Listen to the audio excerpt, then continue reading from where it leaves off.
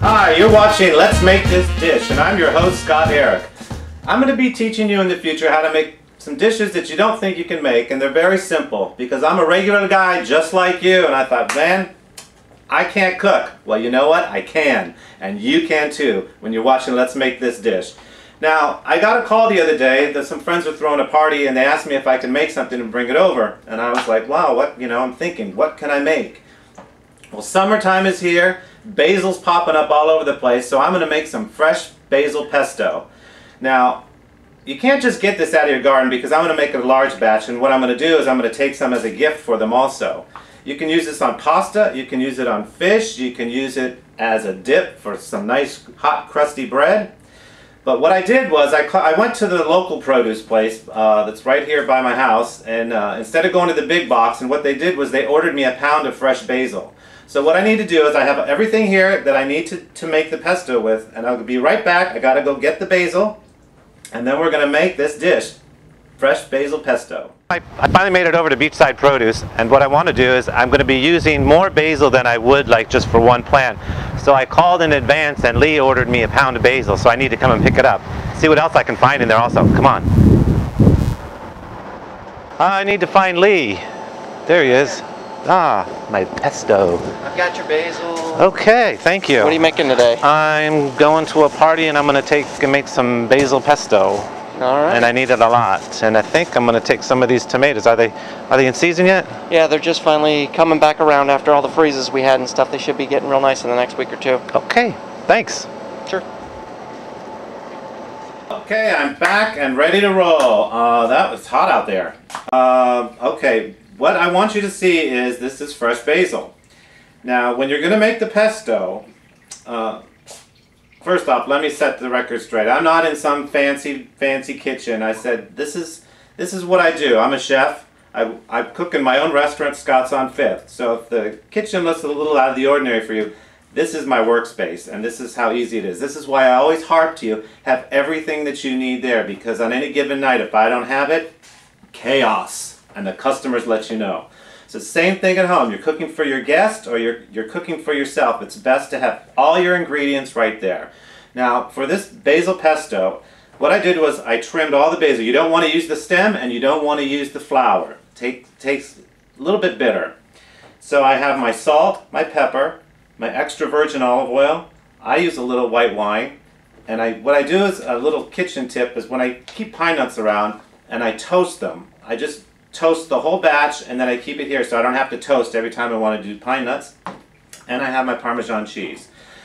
So let's get started. Let's make the dish. Okay, I'm going to take the basil and you want to put it all in the food processor, which is a chef's best friend. You can use this for many, many, many things. So I trimmed all the basil. I have it down here. You're going to see how fast this is. Get this out of the way. I'm going to add about a cup. Remember, this is 1 pound of basil. I'm going to add about a cup to a cup and a half of the olive oil.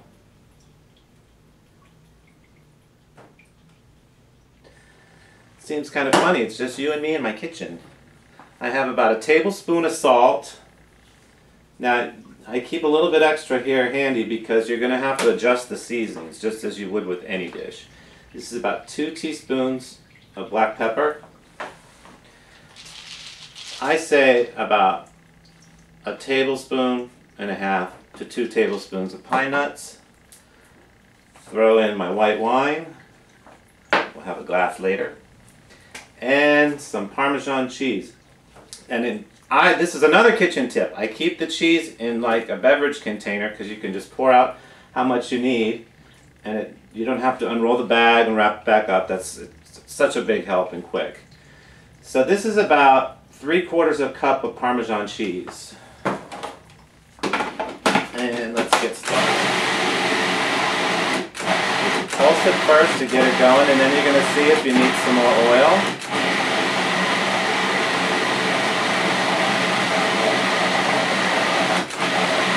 Okay. Now I can tell by the consistency it's still a little bit thick, so I'm going to need some more oil. this is where it's going to come in handy. This is where you're going to learn all my tips and tricks. So I added probably another half a cup, which would be very, very good. That should do it right there. I make this so much I can tell by the consistency.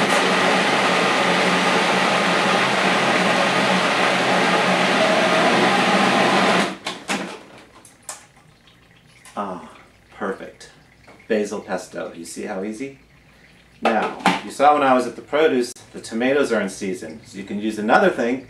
Get some fresh mozzarella, slice your tomatoes, put your pesto over there and a little balsamic, and you have, an Italian caprese salad.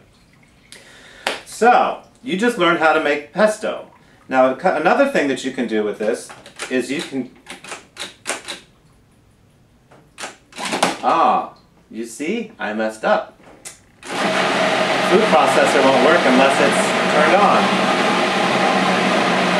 I'm going to let this go for about 1 minute. I'm going to put on a little pot of boiling water and I'm going to make some angel hair pasta with some pesto, and you're going to see what we're going to do, and then I'll be right back. Okay, I got myself some pasta here, and I am going to show you. This is one way to make this dish taste good. Is the pesto that you just made with me and a little diced tomato. How does that look? Okay, let's give this a try. You know, it's every time you see this pesto dish out, I know summer's right around the corner. Okay, let's give it a try.